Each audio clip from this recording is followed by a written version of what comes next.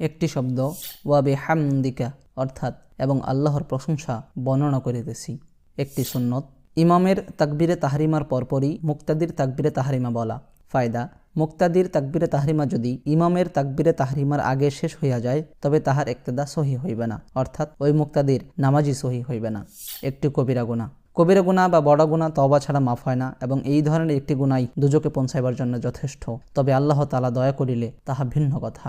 কোনো লোককে মন্দ নামে ডাকা, যেমন সে অন্ধ, সে ল্যাংড়া, সে মটকু ইত্যাদি।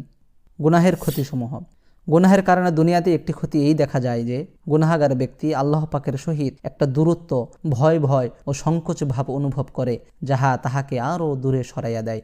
ইবাদত বন্দেগীর উপকারিতা, ইবাদতের ফলে দুনিয়াবি একটি উপকার এই হয় যে সব রকম কষ্ট ও পেরেশানি দূর হইয়া যায় এবং সর্বপ্রকার অসুবিধা ও অশান্তি হইতে আল্লাহ পাক তাহাকে নাজাত দান করে।